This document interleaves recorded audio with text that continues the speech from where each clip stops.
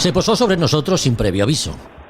Después de días con nordeste duro navegando de través, una encalmada repentina trajo al atardecer la densa niebla que nos obligaría a estar despiertos toda la noche, atentos a cualquier señal, ya fuese luminosa o acústica, que advirtiese de la presencia de algún barco en las proximidades.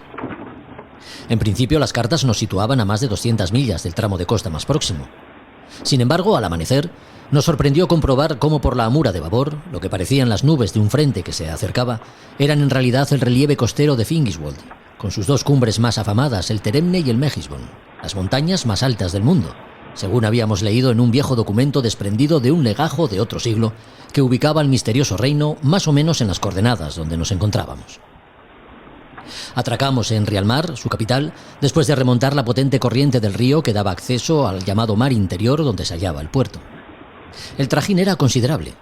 Mercancías de todo tipo se movían sobre enormes carros tirados por varias filas de caballos y bueyes.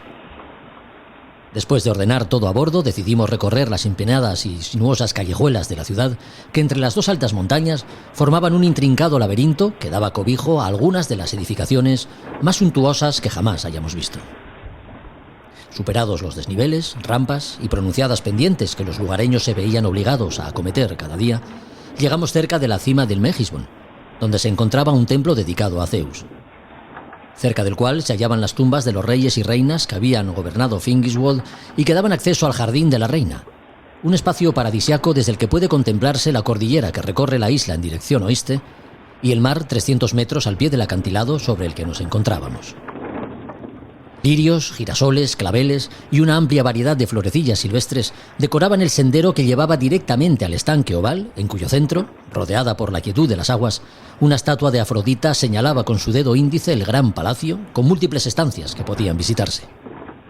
Nos decidimos por entrar en la galería de la Manticora, legendario animal mitológico con patas y melena de león, grupa de puercoespín, cola de escorpión y rostro humano.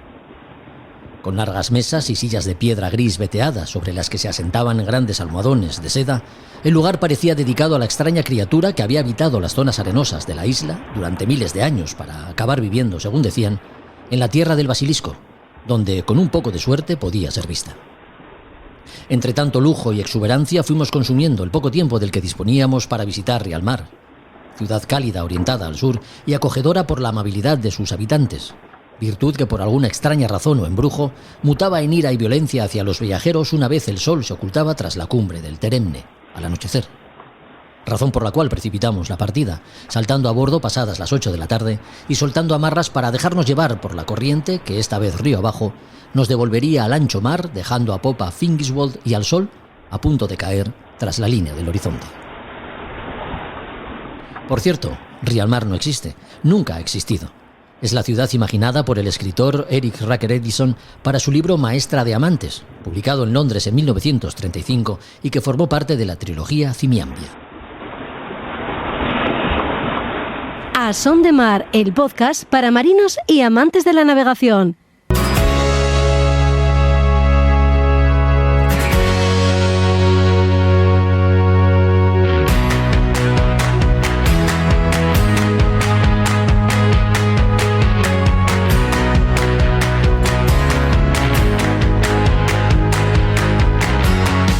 Hola a todos, ¿qué tal? Bienvenidos a otro podcast de A Son de Mar.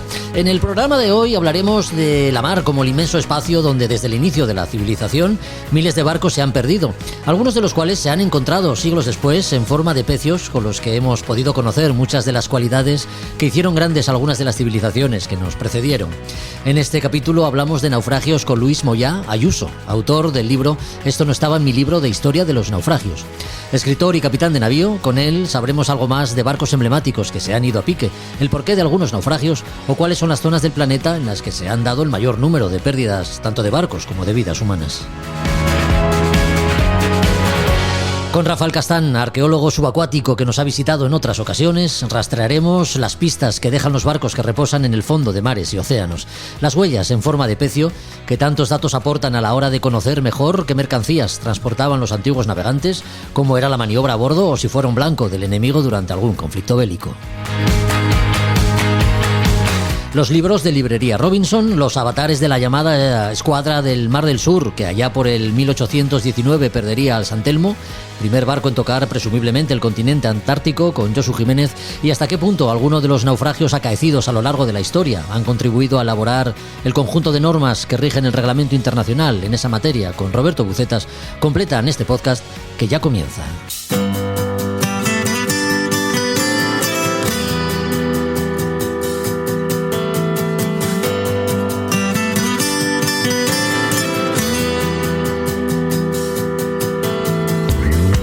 Desde los orígenes de la navegación, el riesgo siempre ha acompañado al ser humano cada vez que se ha hecho a la mar. Nuevas tierras por descubrir y conquistar, la cada vez más extensa y tupida red de intercambios comerciales que ha hecho prosperar a la humanidad, las investigaciones en los campos de la botánica o la zoología, los viajes de placer, todo ello y algunas razones más han hecho que el género humano se adentrara desde los inicios en un medio a veces tan hostil como la mar, pagando por ello un alto precio en vidas humanas y la pérdida de multitud de barcos. Miles de hundimientos, la mayoría olvidados. Lo cierto es que la historia de los naufragios dan testimonio del sacrificio asumido. Tal vez por ello resultan tan sugestivos e interesantes. Literatura, canciones, barcos desaparecidos en misteriosas circunstancias, mitos, películas. Hablamos de naufragios con el autor del libro Eso no estaba en mi libro de historia de los naufragios de reciente publicación. Conversamos los próximos minutos con Luis Moyá Ayuso, escritor, además de capitán de navío. ¿Qué tal, Luis? ¿Cómo está? Muy buenas. Hola, buenas noches, muy buenas, Jorge, muy buenas noches, oyentes. Es un placer contar con usted después del libro que he tenido la ocasión y el placer de leer estos últimos días y hablar de naufragios, Luis, porque desde los orígenes el ser humano, ya lo hemos dicho, ha surcado mares y océanos con la intención de descubrir, conocer y comerciar, ¿no? A cambio, ha sufrido los rigores de temporales y batallas navales también, aunque hay otras causas añadidas. ¿Podemos decir que la historia de los naufragios es la historia de la navegación, Luis? Pues sí, porque es como, bueno, antes que nada decir que el placer es mío, desde luego, y el honor es mío. Allá donde huela a cáñamo, a brea y a sal, allí me tendréis siempre, porque me siento como pez en el agua, nunca mejor dicho. Sí. Y efectivamente el naufragio, tantísimas veces lo hemos visto, ¿no? Es consustancial con el deseo del hombre, desde que es hombre, de atreverse con los mares, ¿no?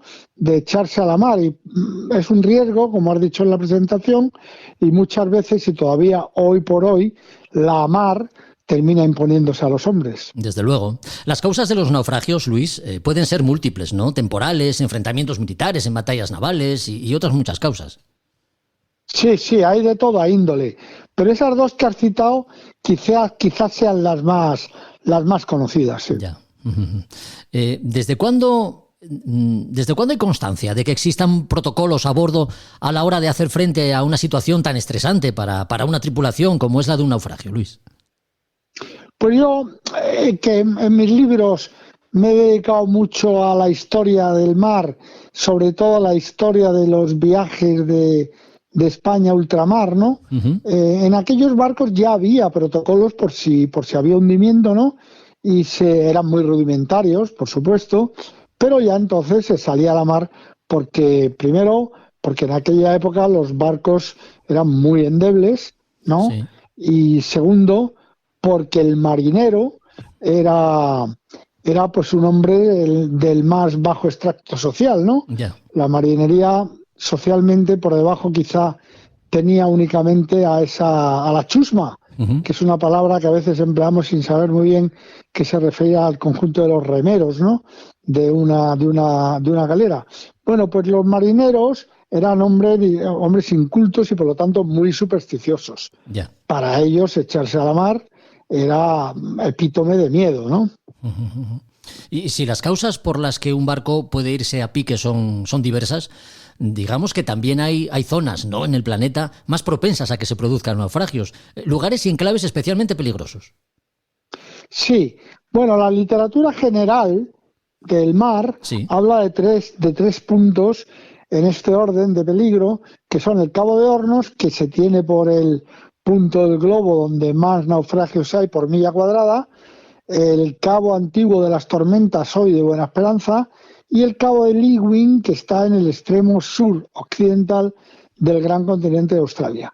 Pero yo no estoy de acuerdo con eso. Uh-huh. Yo creo que el punto del globo donde más naufragios podemos encontrar, quizá no ver, porque es tal la corriente que hay ahí que se quedan enterrados enseguida, Sí. pero es el estrecho de Gibraltar. Pero por una razón muy lógica, porque estos 3 sitios que he dicho se están navegando desde antes de ayer, como el que dice, y el estrecho de Gibraltar se viene desafiando desde hace 2500 años. Claro, claro. Desde los fenicios como poco. Claro. Ya.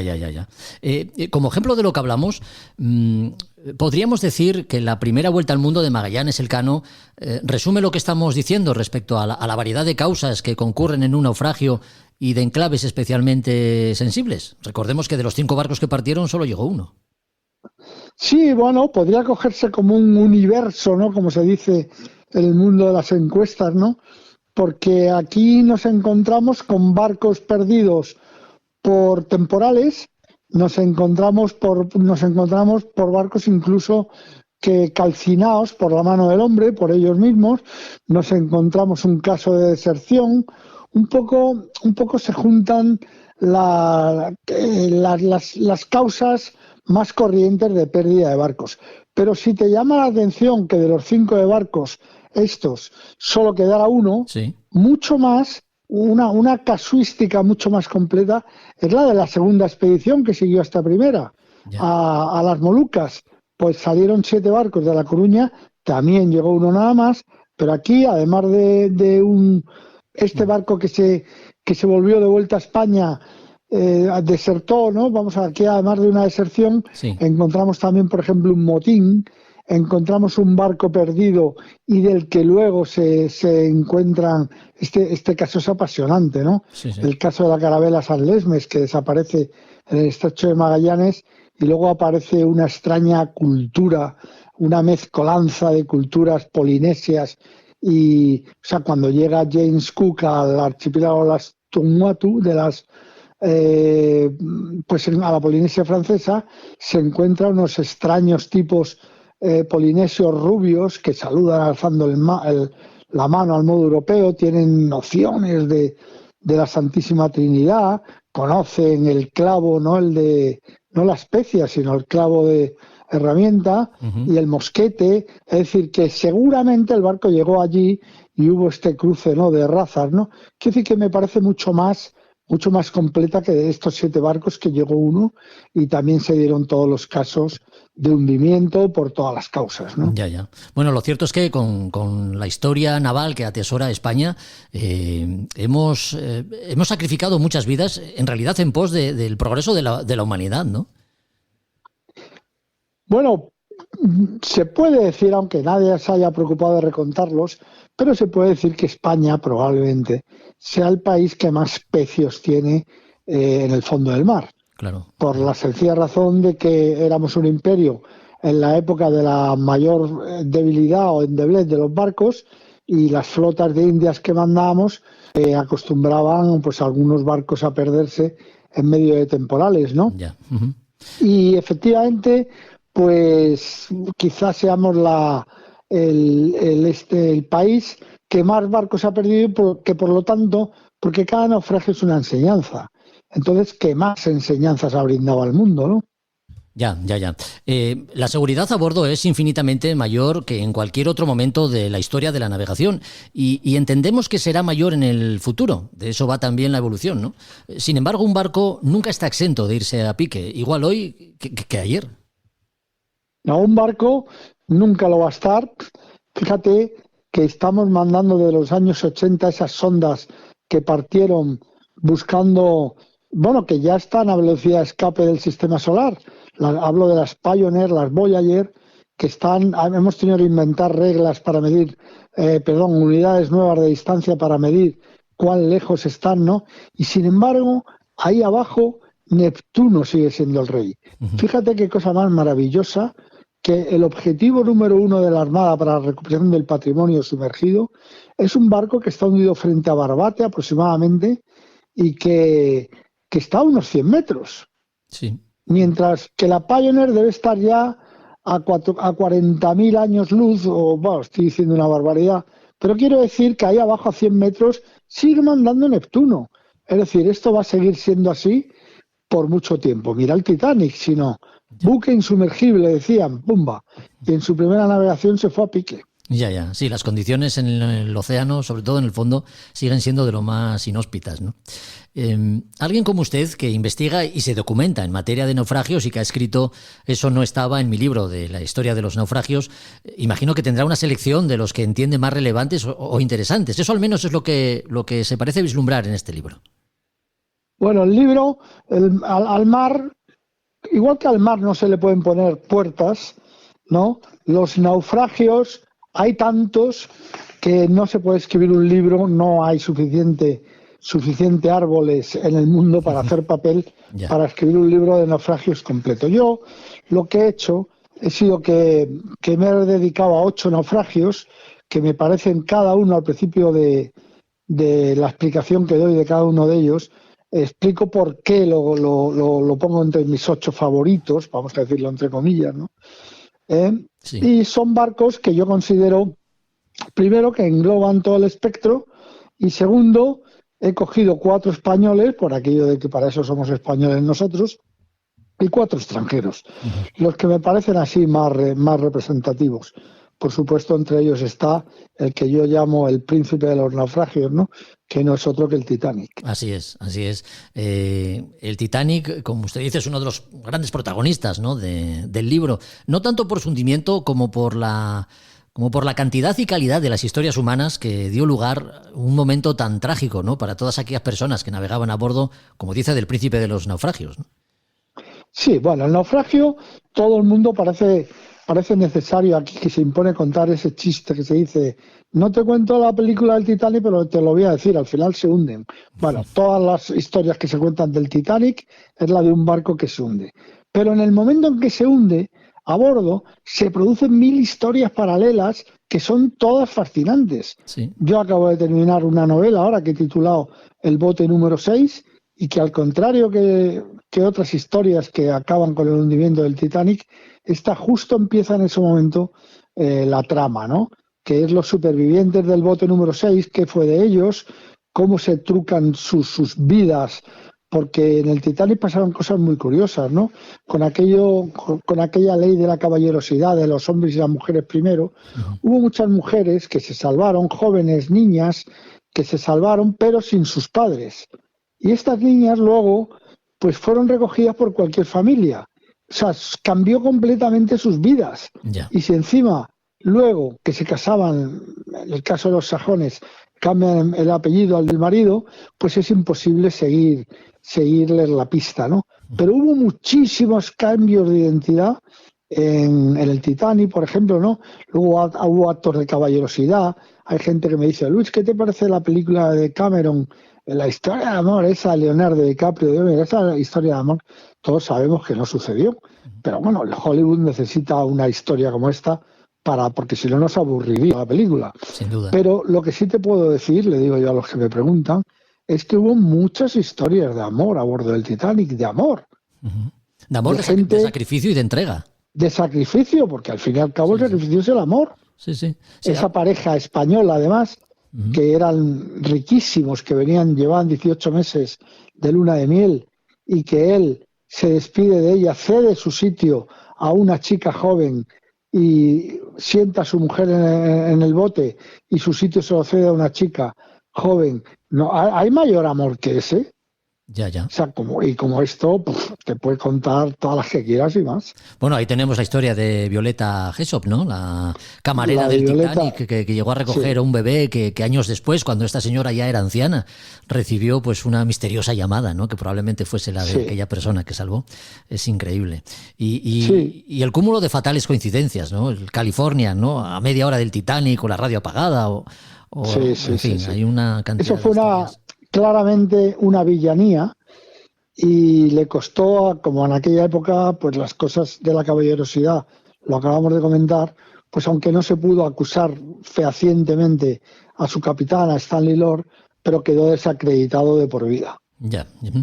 Aparte del Titanic, que como decimos cubre una buena parte del libro, muchos de los naufragios que se recogen en esta publicación han sido resultado de conflictos bélicos, ¿no? De la Primera y la Segunda Guerra Mundial, y también de la Guerra Civil. Sí, claro. Tenemos, por ejemplo, el Wilhelm Gustloff, que es un transatlántico alemán hundido por un por un submarino ruso en aguas del Báltico, que lo he sacado aquí porque es el barco en el que más pérdidas de vidas humanas ha habido en la historia. Está también, que me parece una historia apasionante, la del Indianapolis, el crucero norteamericano, que con total desconocimiento por parte de su comandante se le manda en los últimos días de la guerra a la isla de Tinian a llevar un cargamento secreto que luego resultarán ser, sin que el comandante lo sepa, las 2 bombas que se lanzarían sobre Hiroshima y Nagasaki. Y el barco termina hundiéndose de una manera, además, patética, atroz, ¿no? Y entre los 2.200 que lleva a bordo, solo sobreviven 300. Muchos de ellos son devorados por los tiburones. Se le tiene a este hundimiento por el mayor aquelarre de este tipo de escualos, ¿no? De la historia, ¿no? O sea, una historia increíble, ¿no? La de al final de la Guerra Mundial. Yeah. Y bueno, y hay otros más también, ¿no? Porque sin necesidad de ir a la guerra, nuestro San Telmo, que fue enviado a sofocar a Perú las insurrecciones cuando empezaron los países sudamericanos a buscar su independencia, ¿no? Y desapareció porque era un barco con muchas averías, y desapareció, y resulta que estamos casi seguros de que los 644 hombres que iban a bordo les cabe la gloria, bien que efímera, de haber sido los descubridores de la Antártida, ¿no? Es decir, tenemos todo tipo de barcos. Tenemos otro barco hundido por un submarino alemán, el John Berry, que es una historia magnífica, porque se supone que ahí envió un tesoro Roosevelt a Stalin, porque en esa época de la guerra Stalin ponía los muertos, sí, y Roosevelt el dinero, y entonces le manda un tesoro como compensación un tesoro en oro, como compensación de guerra que nunca se ha encontrado y se está buscando por todos los medios, ¿no? En fin, el Castillo Elite, nuestra guerra civil, que a 3 semanas de acabar la guerra, pues es hundido en la bocana de Cartagena con 1.477 soldados muertos en el minuto más luctuoso, sin duda, de la guerra civil y la peor tragedia marítima contemporánea, ¿no?, de España. En fin, como digo, hay muchos casos distintos, los he recogido un poco en función de, pues cada uno por una razón, ¿no? El Reina Argente, que como he dicho antes, es el objetivo número 1, que yace ahí a poco más, sobre 100 metros, tan cerca de nosotros, y no somos capaces de dar con él. Y eso que yo lo he buscado con los medios mejores de que pueda disponer un buscador de naufragios, sí. Que lo cuento también ahí, el ofrecimiento que nos hizo Paul Allen, que era el cofundador de Microsoft, que nos dejó a la Armada su megayate, un yate de 140 metros, 2 helicópteros, que dentro lleva otro yate para puertos donde no puede entrar el grande, y un submarino, en fin. Con este barco estuve buscando el Reina Regente y es muy difícil. A fecha de hoy no es que no lo encontremos, porque yo al Reina Regente, siendo comandante del buque de buceadores de la Armada, Poseidón, ya lo he buscado por activa y por pasiva, sí, y hemos encontrado muchos naufragios en esa zona. Piensa que solamente en el litoral atlántico andaluz, desde la desembocadura del Guadalquivir a Tarifa, sí, hay más de 1.000 pecios. Lo que pasa no es que no lo encontremos, es que no somos capaces de identificarlos. Claro. Porque la corriente del estrecho de Gibraltar es tan agresiva que enseguida los entierra. Ya. Entierra y dispersará muchos restos, claro, también. Y dispersa muchos restos, claro. Bueno, pues ver un barco irse a pique tal vez sea la imagen que mejor ilustra una tragedia, ¿no? Si dolorosa es la pérdida de vidas humanas, al fondo del mar pues se van también sueños por cumplir, proyectos de vida, vínculos humanos de todo tipo, la vida en toda Exacto. La extensión de la palabra, así es. Luis Moya Ayuso, capitán de navío, autor de Eso no estaba en mi libro de Historia de los Naufragios, de Editorial Almuzara. Pues gracias por estos minutos, don Luis, ha sido un verdadero placer escucharle. Pues un placer también para mí, Jorge, muchísimas gracias por pensar en mí. Un fuerte abrazo. Un fuerte abrazo, adiós. I see you watching me when we're with our friends. It's definitely something in the air. So let's take it from there, 'cause I know you want it. Afraid to let it show, and I know you need it. A Son de Mar, el podcast de Jorge Uría. I think it's time we stop tipping on our toes. What's holding you back now, sugar? 'Cause I don't know, sure know you want it, afraid to let it show. And I know you need it. Why don't we let it grow? Why don't we let it, why don't we let it grow, grow, grow, grow, grow? It grows stronger for every day. We just can't keep it away, no. Yeah. Grow, grow, grow, grow, grow. It grows stronger for every day. We just can't keep it away. Oh, make you move before someone takes your place. I know how you feel, but you're scared to say to my face. I sure know you want it, afraid to let it show. And I know you need it. Why don't we let it grow? Why don't we let it, why don't we let it grow, grow, grow, grow, grow? It grows stronger for every day. We just can't keep it away. Grow, grow, grow, grow, grow. It grows stronger for every day. We just can't keep it away. Yeah. Después de hablar de barcos que desaparecen, los próximos minutos lo hacemos de los barcos que se encuentran, gracias a la labor llevada a cabo por arqueólogos subacuáticos. La arqueología subacuática, una disciplina que nos trae buenos recuerdos y nos atrae especialmente, y que ya hemos tratado en podcasts anteriores. Bien es cierto que fueron capítulos emitidos hace ya un tiempo. Por eso volvemos a ponernos en contacto con Rafael Castán, miembro de SONARS, la Asociación Nacional de Arqueología Subacuática. ¿A cuáles son las novedades en torno a la disciplina en España? Y si existe un pecio especialmente interesante, dedicamos este tiempo que empezamos saludando nuevamente a Rafael Castán. ¿Qué tal, Rafael? ¿Cómo estás? Bienvenido de nuevo. Hola, buenas tardes. ¿Cómo estás? Gracias por esta oportunidad de poder charlar con vosotros. Vamos a hacer un poco de memoria. ¿Cuándo se crea SONARS? SONARS se crea en el año 2018.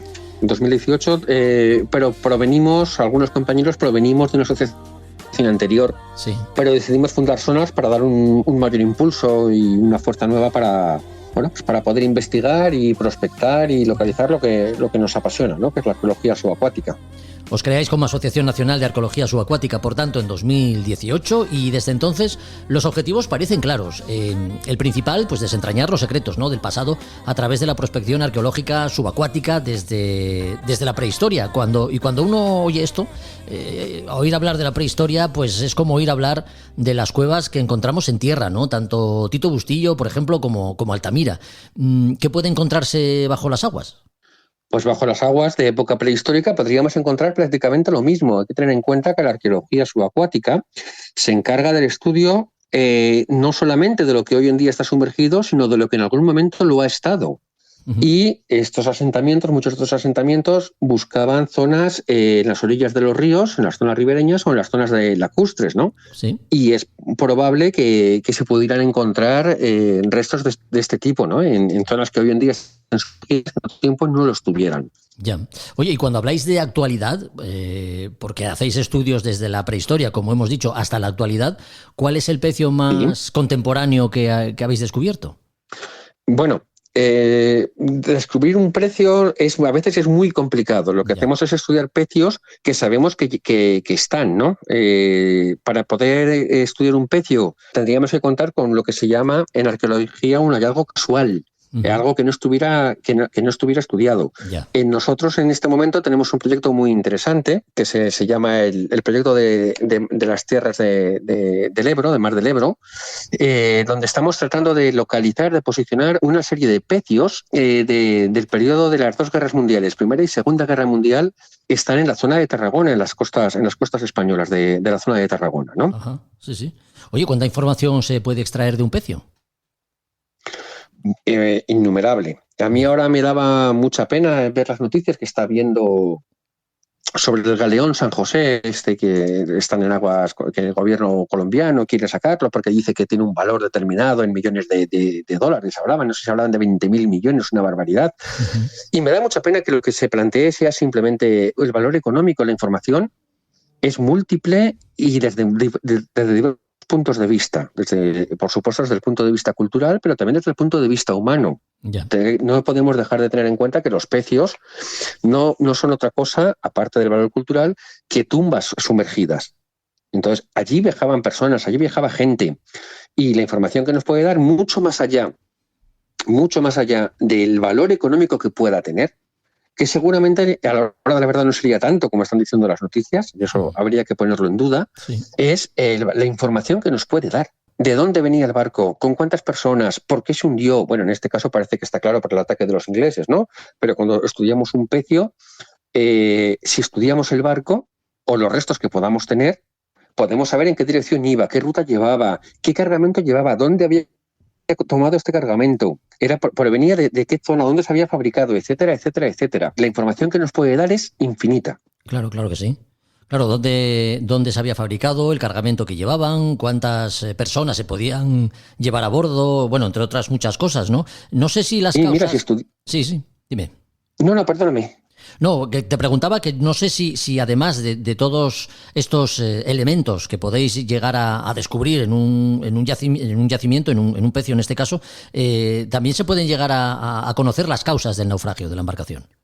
Dependiendo de la época del naufragio, sí. Claro. Si tenemos restos de la embarcación, sí, y además la información que nos puede dar es importantísima. Por ejemplo, en este proyecto que te he comentado, que queremos estudiar, que todavía estamos en un proyecto preparándolo todo, barcos de la Primera y Segunda Guerra Mundial, obviamente muchos de ellos fueron torpedeados, pero hay una cosa que muchas veces no se tiene en cuenta. España, durante las guerras mundiales, en la Segunda Guerra Mundial y en la Primera, fue un país neutral donde no intervino. Y por lo tanto, las aguas de España eran aguas neutrales porque los barcos podían transitar con seguridad. Los barcos que venían, por ejemplo, ingleses, italianos, pasaban a menos de 3 millas de la costa de la península ibérica. ¿Por qué? Porque se sentían seguros. Claro. Al estudiar el hundimiento de un barco que haya sido bombardeado o torpedeado por un submarino, es muy importante ver dónde tiene el torpedo.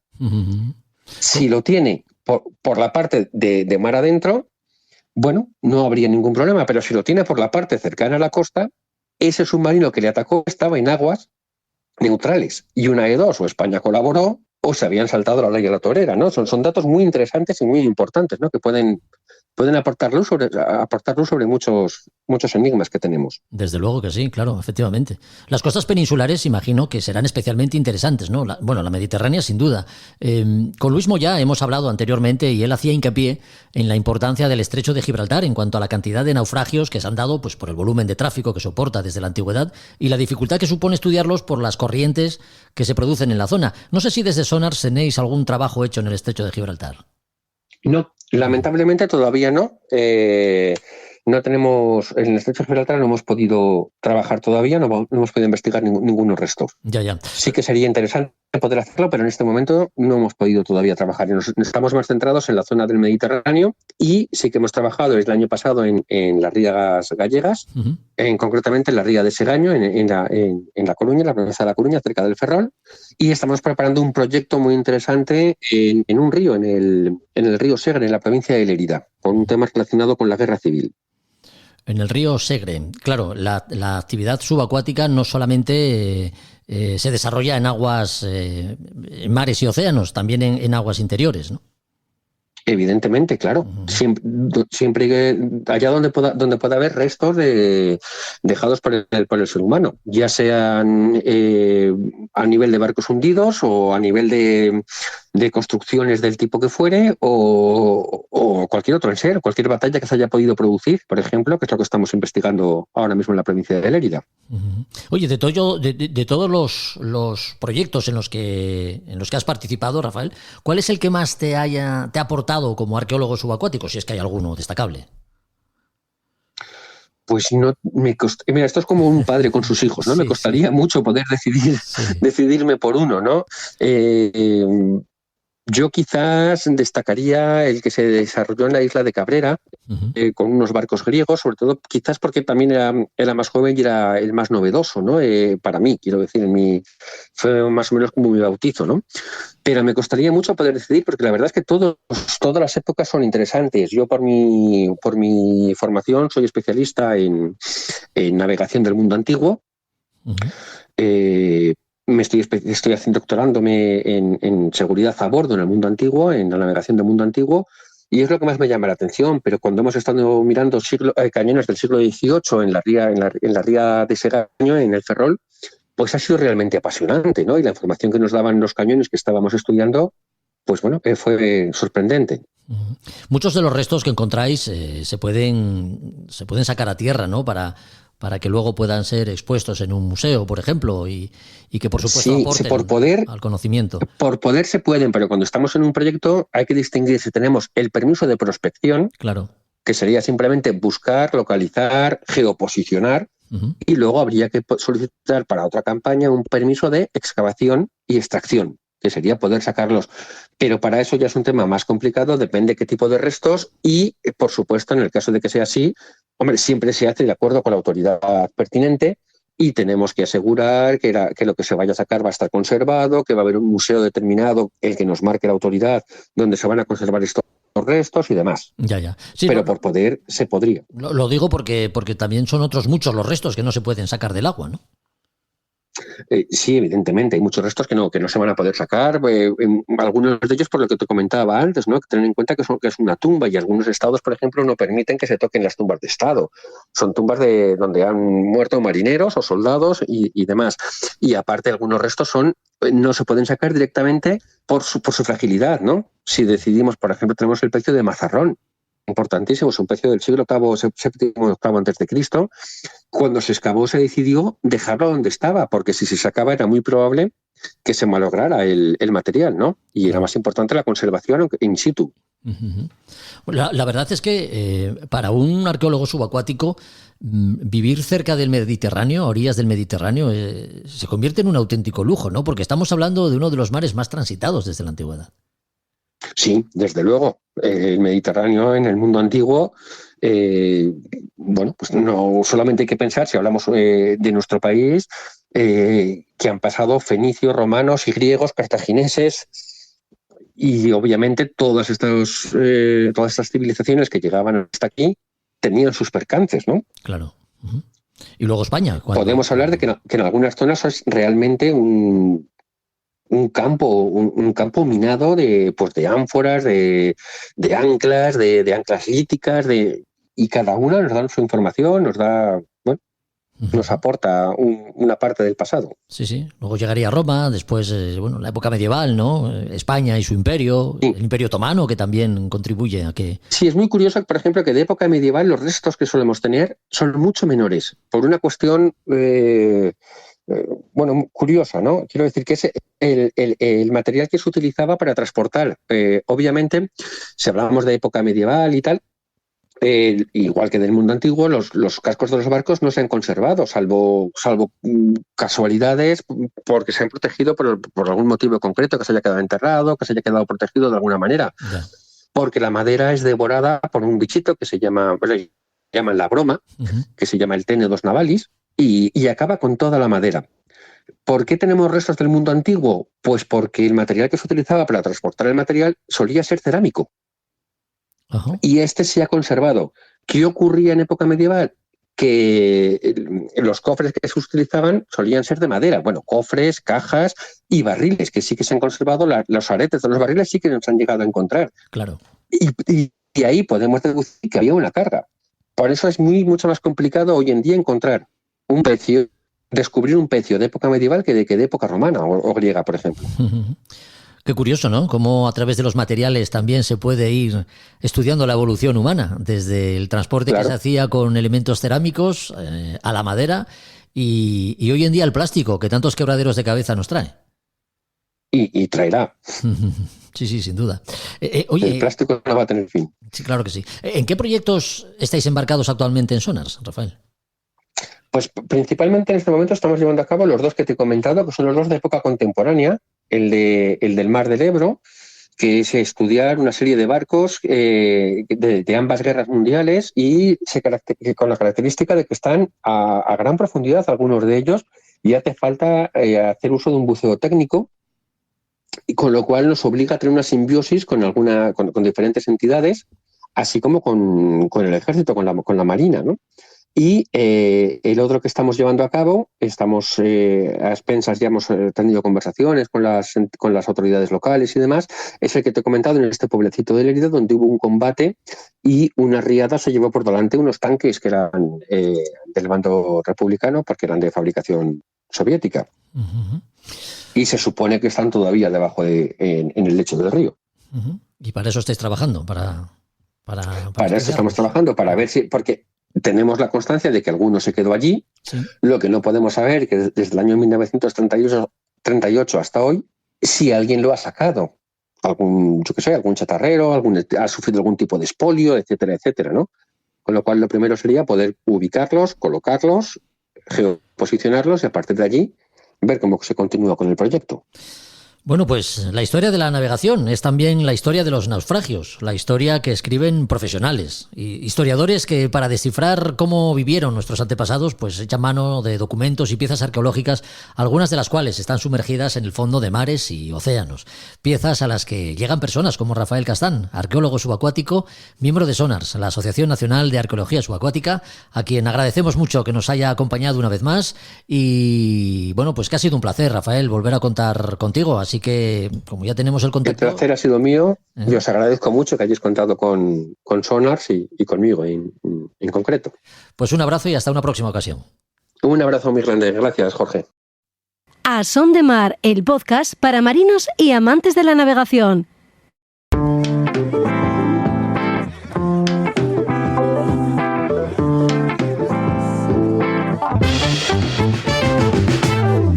Tiempo de libros, los que dedicamos en Librería Robinson y que nos sirven para tener una idea, ¿no?, de lo variado que puede llegar a ser todo lo que se publica en relación con la náutica y la navegación. Manuales, novelas, derroteros, libros técnicos de construcción naval o meteorología, por ejemplo, fotografía y también publicaciones que tienen el deporte de la vela como gran protagonista. ¿Qué tal, Juan? ¿Cómo estás? Juan Melgar, muy buenas. Hola, Jorge, estupendamente, un placer estar aquí otra vez. Hoy hablamos de deporte de la vela con mayúsculas, porque aunque cualquier actividad deportiva en la mar ya es grande de por sí, hablar de la Copa América nos pone, digamos, en otro nivel, ¿no? ¿Qué libro es el de hoy? ¿Qué nos traes? Pues mira, el libro de hoy se titula La Fórmula 1 del mar. Uh-huh. Y ¿por qué la Copa América de vela debería interesarte aunque nunca te hayas subido a un barco? Y es, bueno, como todo el mundo puede intuir, es un libro sobre la Copa América. Está publicado por Libros de Vanguardia, la editorial de Barcelona, porque obviamente se nos viene la celebración de la Copa América en Barcelona. Uh-huh. Como todo aficionado sabrá. Sí, sí. Pero bueno, este es un libro, la verdad es que estupendo. Es un repaso a todo lo que es la Copa América, desde sus orígenes, la historia, en qué consiste, un poco por todo, hasta enlazar también especialmente con lo que con nuestros días, ¿no? Pues también se centra en lo que significa para Barcelona, lo que ha significado, por ejemplo, en otras celebraciones que ha habido en España, sobre todo las dos otras que ha habido en España, las dos de Valencia 2007 y 2010. Sí. Y también habla de hace un repaso a los principales protagonistas de la Copa América a lo largo de los 100 y pico años de historia que tiene ya la Copa América. Uh-huh. Esta es la 37ª edición, si no me equivoco, la que se va a celebrar. Y la verdad es que es un libro muy interesante, tanto para los que saben del tema, para los aficionados a la vela, que siempre pues al final, quieras que no, pues uno siempre sabe y comenta y habla y sigue un poco la Copa América, ¿no?, tan espectacular. Sí, sí. Pero que es de lectura fácil y entretenida, y la verdad es que lo recomendamos un poco para ir metiéndose en en el tema, ¿no? Porque nos va a dominar un poco a los aficionados, ¿no? Un poco todo lo que vamos a comentar y vamos a ver. El subtítulo ya lo has dicho, ¿no? Es llamativo y llama la atención, sin duda, de quien se acerque a su portada, ¿no? ¿Por qué la Copa América de vela debería interesarte, aunque nunca te hayas subido a un barco? Parece que son muchas las conclusiones que pueden sacarse de este libro y que el propio autor, Pier Giorgio Sandri, con él lo que hace es invitar a todo el mundo, ¿no? A que pueda echarle un vistazo porque puede interesar a todo el mundo.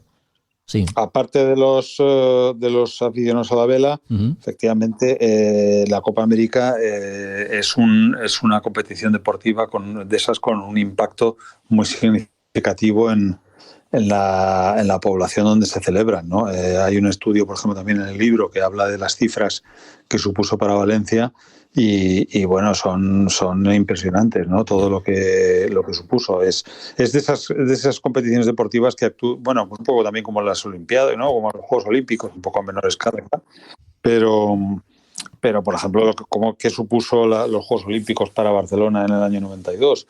Pues la Copa América un poco fueron los Juegos Olímpicos de Valencia, ¿no? En ese momento se reformó el aeropuerto, todo el puerto, ese edificio de los Vélez, en fin, la huella de la Copa América va a permanecer en Valencia para siempre, como si dijéramos, o muchísimo tiempo. Sí, porque además la Copa América, como dice bien el libro, es la Fórmula 1 de la vela, igual que la Fórmula 1 de coches, que pronto podréis disfrutar también en Madrid, parece. En ella se invierte mucha tecnología.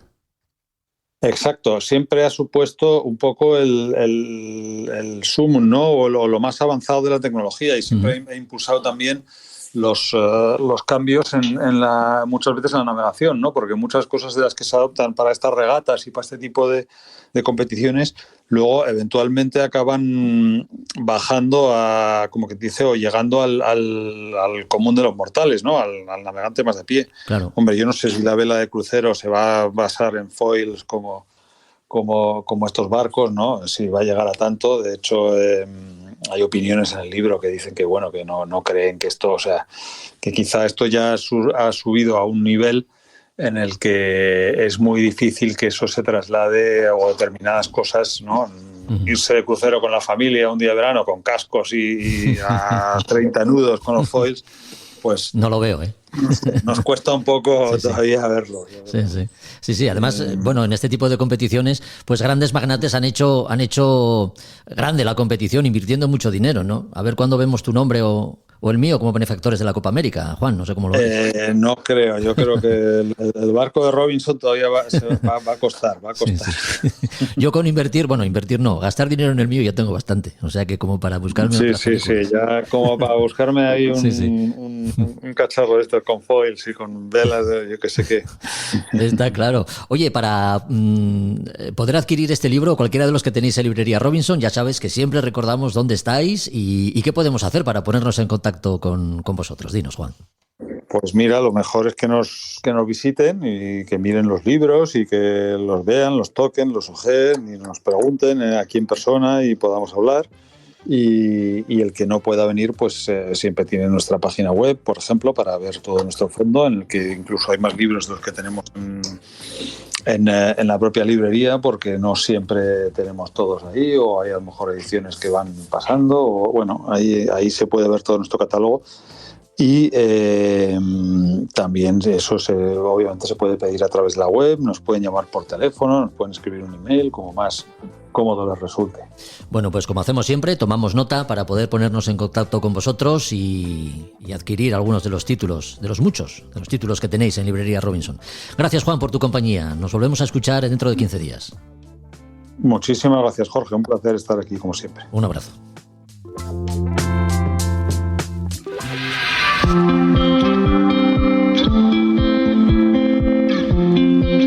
Es muy duro, es muy duro, y además de aquella, pues el barco tampoco era el idóneo, porque además era un barco que teóricamente los franceses decían de 4.000 caballos y lo pasamos muy mal porque el hacer un remolque, fíjate, el que hicimos desde Jacksonville, yo creo que echamos 50 y pico días, tuvimos que entrar en Azores porque no teníamos ya combustible, ni comida, ni nada. Francisco Roces, marino mercante que dedicó buena parte de su vida profesional a navegar en remolcadores de altura.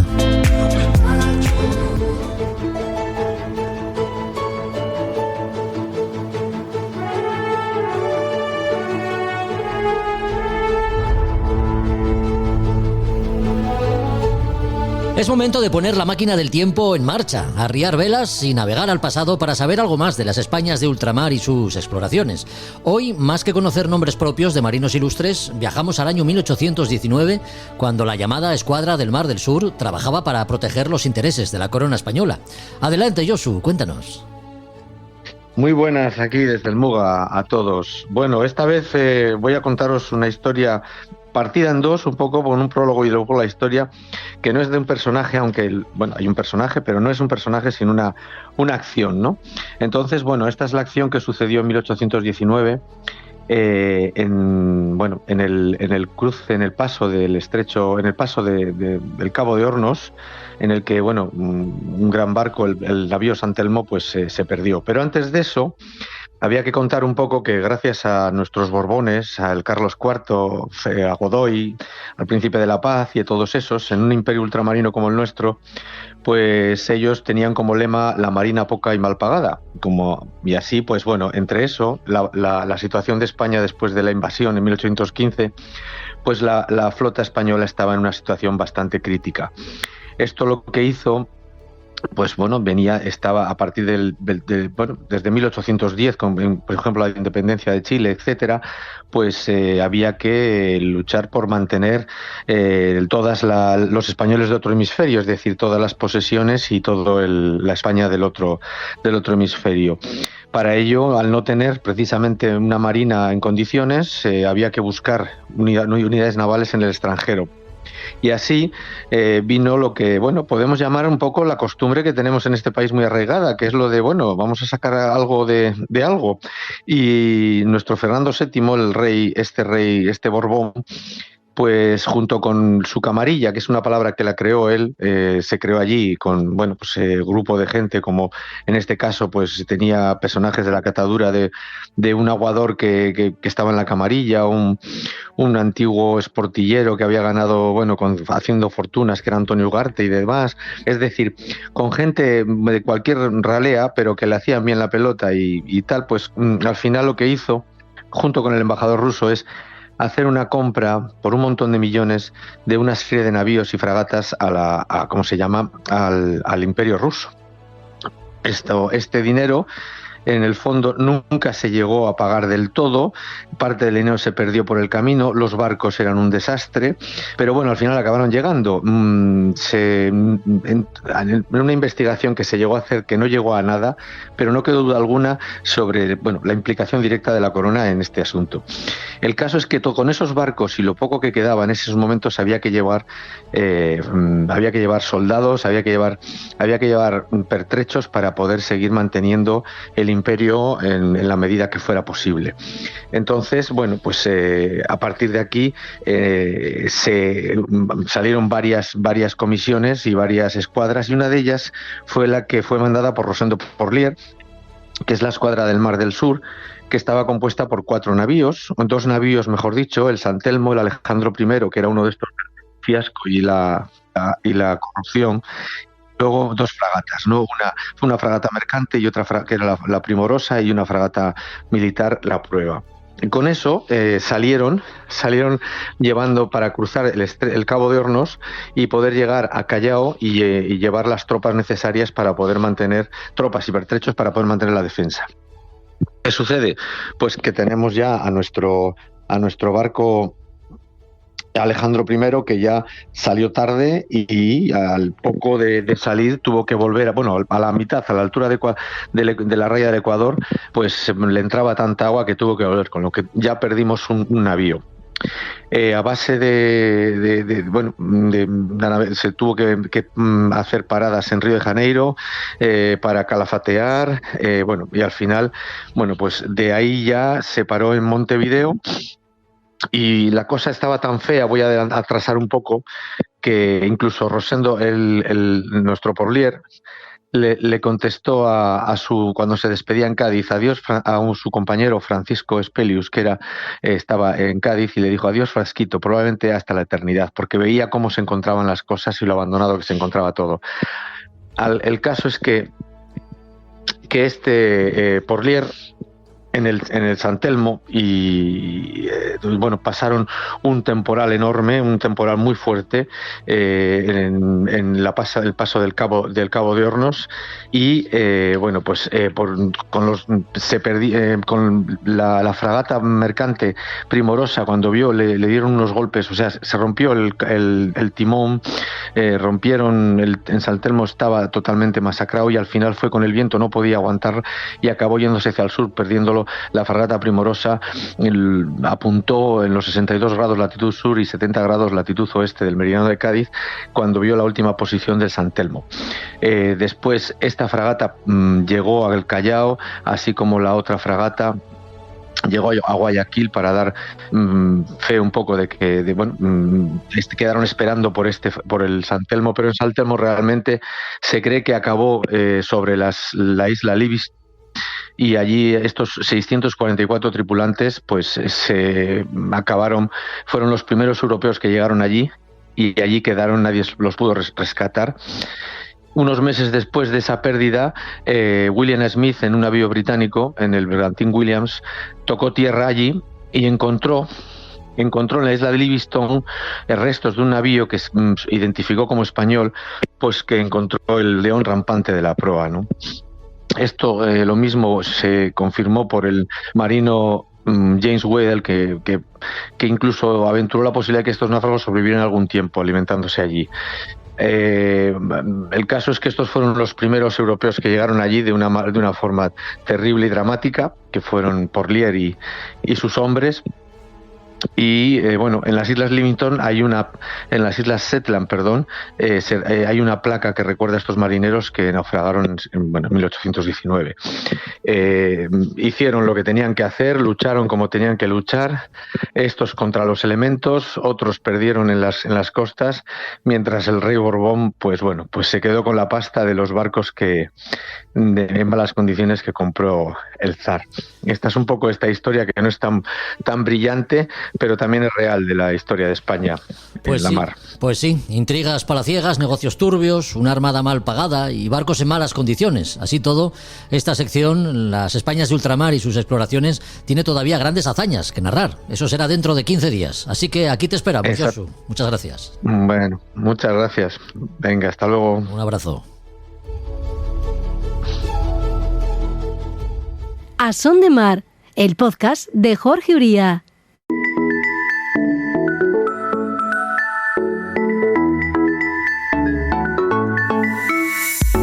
La verdad es que no es un asunto muy edificante, pero los barcos que se han ido a pique pues han sido protagonistas en este podcast y lo seguirán siendo. Por eso queremos dedicar los minutos que tenemos con Roberto Bucetas para saber algo más respecto a la normativa que rige en torno a los naufragios. Normativa y protocolo a la hora de responder a situaciones en las que tenemos la certeza de que hay que abandonar el barco. ¿Qué tal, Roberto? ¿Cómo estás? Muy buenas. ¿Qué tal, Jorge? Buenos días. Lo hemos dicho muchas veces, y es que si hay un aspecto de la navegación que esté especialmente regulado, ese es el de la seguridad. Y si hay una situación especialmente delicada en la que se ponen en riesgo vidas humanas, a veces es cuando un barco se hunde. ¿Qué tipo de normas regulan en caso de naufragio? Bueno, sí, todo el tema de naufragios pues ha generado pues normativa internacional al respecto, porque lo que pasa es que cuando hay un siniestro y hay pérdida de vidas humanas fundamentalmente, o hay muchos daños desde el punto de vista medioambiental, la administración ve que ha habido fallos en ese naufragio, y lo que se hace es buscar intentar regular para intentar proteger y prevenir que nos vuelva a suceder causas similares, ¿no? Haciendo un poco de historia, podemos llegar a ver un poco los convenios internacionales que han surgido a raíz de naufragios significativos y conocidos por la mayoría, por todos, ¿no? Sin ir más lejos, podéis empezar por el Titanic, ¿no? Que hablasteis en este podcast, se va a hablar incluso de él, ¿no? Que en el año 1912 se perdió en aguas de Terranova, y donde se perdieron entre tripulantes y pasajeros 1.500 personas, ¿no? Uh-huh. A raíz de ese naufragio, a raíz de ese siniestro, surge un convenio internacional, quizás el convenio internacional más importante desde el punto de vista de la seguridad, que es el SOLAS. Es un convenio internacional para la prevención de la seguridad de la vida humana en el mar, ¿no? Entra en vigor la primera versión en 1914 para entrar posteriormente en vigor en 1980. Todo lo concerniente, bueno, pues objetivos de este convenio internacional, surgido a raíz del naufragio del Titanic, pues es un poco especificar y redactar toda norma sobre la construcción de los buques, equipamientos y explotación de los mismos, sí, al objeto de garantizar que la seguridad de los propios buques y la seguridad de sus personas, ¿no? De las personas que van a bordo. Cabe destacar que en casi todos estos naufragios de este tipo de buques siempre se habla de lo mismo, ¿no? Es el barco que, era el barco más seguro del mundo, el barco más nuevo, el barco más seguro, y pues al final un siniestro, ¿no? Que es un poco, en cierto modo, es hasta paradójico, ¿no? Pasando en el tiempo, avanzando en el tiempo, podemos llegar al Andrea Doria y un abordaje que tuvo otro transatlántico, y también fue en aguas de Terranova, en este caso fue un abordaje contra otro barco, contra otro transatlántico, que fue el Estocolmo. Pues el Andrea Doria se hundió y sufrieron la muerte de 51 personas y 5 personas del otro barco, del Estocolmo. A raíz de este hundimiento de este barco, surge el Convenio Internacional para la Prevención de los Abordajes, lo que se conoce como el COLREC. Surge en el 72. Bueno, desde el año 1956 el Convenio Internacional sale en el 72. Y es el Reglamento Internacional para la Prevención de Abordajes que tenemos hoy. Surge a raíz de ese hundimiento. Pasaron ahí cosas muy raras, errores en referencias a los otros barcos, en las marcas, distancias, problemas con el radar, cambios erráticos de rumbo, y al final se produjo un abordaje, y a raíz de eso se empezaron a establecer las normas de reglas de rumbo de gobierno para la prevención de abordajes, ¿no? Sí. Andrea Doria, un barco también bastante conocido en los ambientes marítimos, ¿no? Avanzando un poco más en el tiempo, el tema de petroleros, bastante conocido incluso en nuestras aguas, ¿no? Los siniestros debidos a los buques tanque y a los buques petroleros. Quizás el desencadenante de la mayor tragedia, la gran tragedia en un barco de estas características fue el Torrey Canyon. El Torrey Canyon se hunde en el sur de Inglaterra en el año 1967. Es un barco de 250 metros de eslora y, tiene un vertido de 120.000 toneladas de crudo. Sí. A raíz de ese momento, pues, la administración empieza un poco a tomar cartas en el asunto y ver un poco que habría que regular qué pasa o qué hay que hacer cuando sufre un petrolero una desgracia de estas características, que hay que hacer. A raíz del hundimiento del Torrey Canyon surge el convenio MARPOL, que es otro convenio internacional de la IMO, que está en vigor en estos momentos, ¿no? En ese caso entra en vigor en el 83 y fue redactado en 1973. Ahí, pues pasó de todo, no se sabía lo que hacer. Se intentó, lo bombardearon con explosivos para intentar provocarle un incendio para que el crudo no fuera a la mar. No sabía qué hacer. Una tragedia medioambiental, la primera tragedia medioambiental en este tipo de barcos, ¿no? Después fueron conocidos también en petroleros el Amoco Cádiz en Francia, y hablando un poco de desgracias medioambientales, el Exxon Valdez, que es conocido quizás por todos en Alaska, y aquí en España, pues los 3 grandes siniestros en buques petroleros pueden ser ocurrido en el Urquiola, en La Coruña, en el 76, una maniobra de entrada con un bajo que no estaba marcado en la carta, el Mar Egeo en 1992, también en La Coruña, parece que todo va para aguas gallegas, y por último el que conocemos todos, que es el Prestige, ¿no? Ya. Eso sería desde el punto de vista de los buques petroleros, ¿no? Bueno, hay más. Sí, se te olvida el Costa Concordia, que no tiene nada que ver con la normativa en materia de naufragios, pero quizás sí algo más con las cualidades personales que debe tener un capitán, ¿no? A la hora de afrontar una situación. Exactamente, sí, siempre está, en estos casos siempre está el factor humano, ¿no? Sí. Estos cambios erráticos de rumbo, factor humano siempre es una de lo que siempre se trata, siempre está siempre tratamos de tener, de evitar, y que siempre muchas veces está ahí, ¿no? Hablamos un poco desde el punto de vista cronológico y lo que son pues que los naufragios al final generan, pues bueno, pues eso, normativa. La administración muchas veces la normativa siempre va un poco a remolque un poco de la realidad, ¿no? Sí. Pero bueno, hay que intentar un poco buscar normas para intentar corregir todos esos siniestros que se han producido, ¿no? Desde luego, porque has mencionado, pues, bueno, Titanic, Andrea Doria, el Moco Cádiz, el Urquiola, el Mar Egeo también, y quizá a nivel local, la galerna del año 61, donde se hundieron tantos pesqueros, obligó de alguna forma también a las autoridades a tomarse en serio esto de la seguridad en los barcos.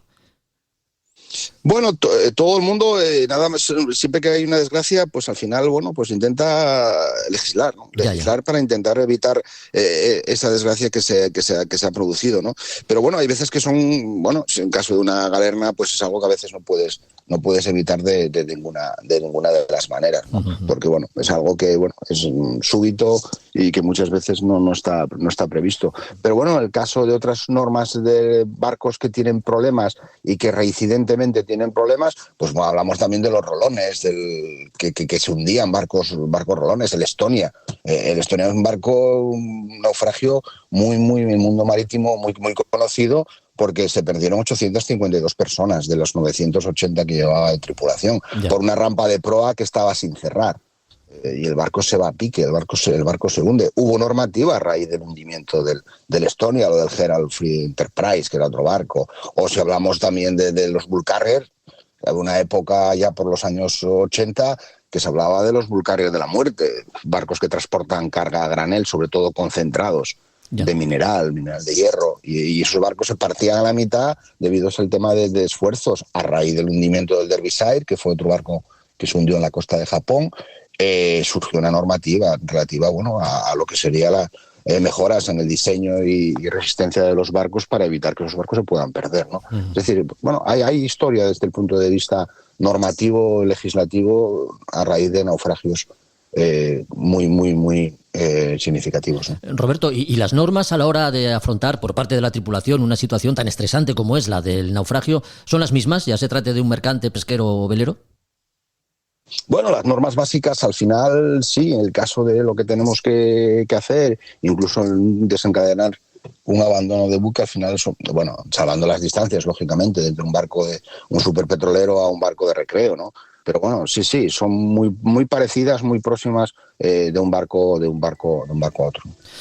Naufragios, una situación del todo punto indeseable, que como es lógico, pues nadie quiere, ¿no? Pero que conviene tener presente y en la medida de lo posible, pues conocer todo aquello que pueda hacer de la evacuación del barco una operación pues lo más rápida posible, evitando así riesgos. Gracias, Roberto, por acompañarnos una vez más. Te emplazamos al próximo podcast dentro de 15 días. Un abrazo muy fuerte. Gracias a vosotros, un fuerte abrazo.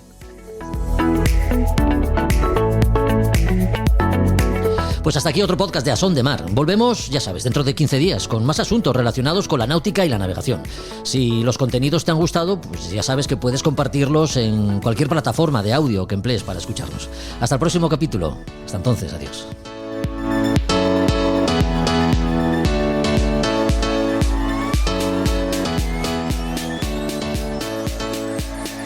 A Son de Mar, la náutica en un podcast.